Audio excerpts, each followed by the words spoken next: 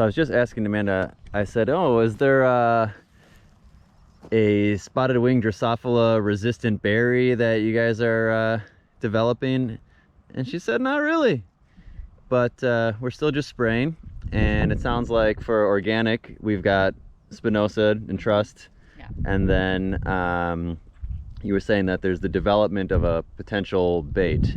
Yeah, so there's been a lot of research all around the world and the country, but Ron Walton is a researcher at Oregon State University. He's an entomologist, and he has been working with some other researchers, and they're developing kind of like a bait station that will, I'm not sure what the attractant is, but it has an attractant on it, and you can kind of place these throughout the field, and it attracts the SWD to that little bait station, and then it's got something in it that will kill the SWD, so it draws them away from the berries, causing lower risk to the fruit, and should make it so that the spraying is it doesn't need to happen as frequently, at least.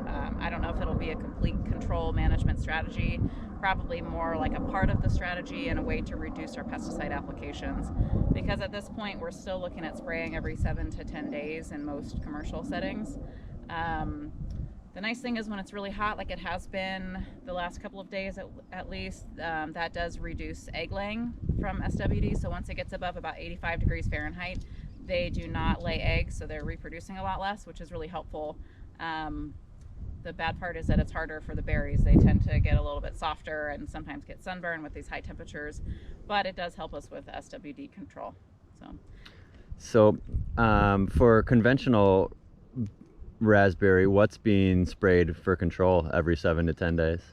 There's a lot of different things. SWD, fortunately, is at least easy to kill.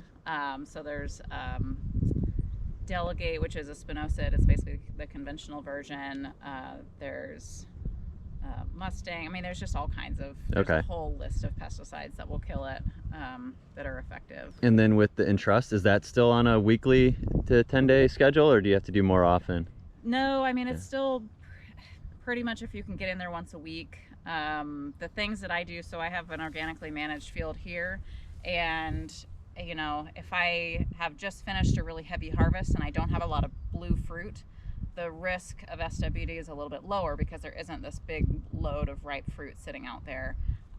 Blueberries are a little bit less susceptible than things like raspberries and blackberries also, just because they're a little bit harder to lay their eggs in and they don't have the same aromatic qualities as the raspberries and blackberries. But if I have a bunch of ripe fruit out in the field, I'm still looking at about every 7-day application. And you are, I mean, reading the label of Entrust, you are supposed to rotate it with something else, but unfortunately there isn't anything else that's super effective. And there's also a set amount. I think it's 24 ounces of product that you're allowed to use in a year. So you have to consider, that's 4 to 6 applications. So if you have a variety with a long ripening period, something like Legacy maybe, then you need to be really thinking about timing that well, and how you're going to space out those applications. That's tricky. It's a challenge for sure.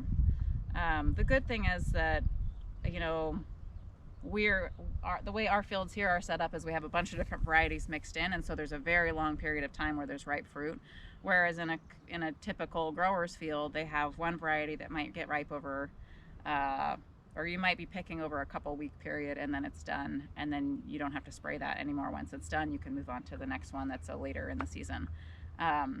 But we still have the challenge of, we had a really mild winter last year, and that always causes the population to increase earlier in the season. So then you're looking at spraying maybe in the end of June instead of early July, and just starting those applications earlier because they just get in there, and it's really hard to control them once they're in the fruit and have laid their eggs, because it's just going to really build that population quickly. So it's something you really have to think about from early in the season and just keep an eye on and keep control of it all throughout the growing season.